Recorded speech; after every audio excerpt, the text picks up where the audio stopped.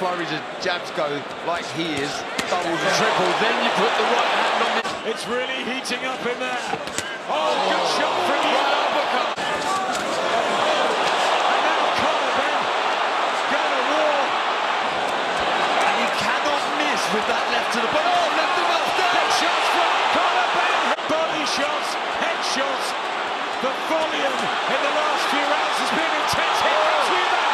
Ben hurt. No doubt about it, Chris Eubank Jr. versus Conor Benn will go down in the history books, and this will be the fight of the year. When the Ring Magazine holds their award ceremony, Eubank and Benn will hold the award for fight of the year. It's very rare in today's boxing era that we see non-stop action from round 1 to round 12. This is truly a definition of a throwback fight. And my prediction was damn near spot on. And most of you guys had a very similar prediction, or if not, even a better prediction than what I had. But I said experience will be the key factor to victory in this fight, aka Chris Eubank. Chris Eubank has been to that elite level a few different times in his career. Liam Smith, yes, he fell short and he avenged that loss. Billy Joe Saunders, but he takes that experience over with him. He's been to those type of crowds. He's been to those type of arenas. We don't know how Conor Benn was going to hold up under that pressure. We've never seen Conor Benn fight someone like a Liam Smith. We've never seen Conor Benn be matched against someone like a Billy Joe Saunders. I said that the experience obviously goes to Eubank. The skill set and a package fighter, more of a put-together package fighter, goes to Chris Eubank. I gave the power to Chris Eubank. And then Conor Benn showed us he held the power on his side. He had the more effective punches. When I gave speed, I said that speed could have been up for grabs in this fight. But as the fight started getting closer, I started leaning more towards Conor Benn. And Conor Benn obviously having the youth on his side. He's a pressure fighter. We knew Conor Benn was going to come out swinging. We knew Conor Benn was going to put the pressure. We knew Conor Benn was going to try to get Chris Eubank out of there as quick as he possibly could. But we didn't really see much of a jab from Conor Benn. It's very hard to hold that pressure and that conditioning nonstop from round 1 to round 12. And as the mid-rounds start to go on, you start to see Conor Benn start to slow down just a little bit. As the rounds start to go on, you start to see less of pressure. You start to see the conditioning go down. He started to slow down a little bit.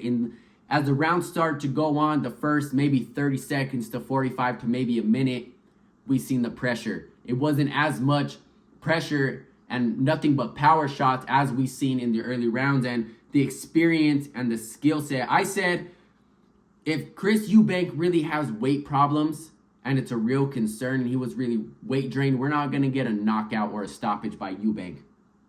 But I believe he has enough experience and tricks that he's picked up along the way throughout his career to squeeze out the victory. And I know a lot of you guys are or don't agree with the scorecards and you don't believe they were that wide. I was actually right in the ballpark. I had Eubank up 3, possibly even 4 rounds. But Eubank, the experience started to kick in, right? He started to counter the power shots of Conor Benn. Like I said, we didn't see much of a jab from Conor Benn. It was just a lot of power hooks, power shots, pressure that he was doing down near the whole fight. I think the jab and setting up the combinations and setting up the counter shots that Eubank was doing really got him the victory. He was using his weight advantage. He was smothering Conor Benn up against the ropes, and he was just loading off on him. He was throwing as much combinations as he possibly could, and Conor Benn didn't really know what to do. He didn't really know how to maneuver off the ropes. He didn't really have a game plan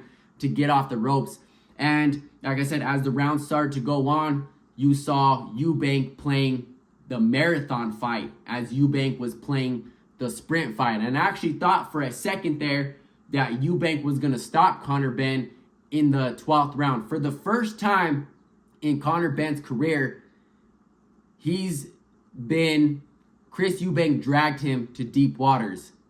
Conor Benn didn't sink. He didn't drown.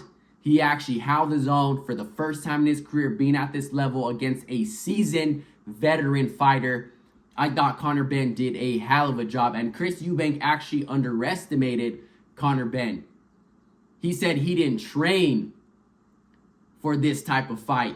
He didn't think that Conor Benn had this type of character in him. I didn't know he had what he had in him. I really didn't. I thought I would break him early. I underestimated him. You know, I didn't train for a fight like that. You know, I didn't know he had that in him. He's never shown that. But then again, he's never had to show it. He had to show it tonight.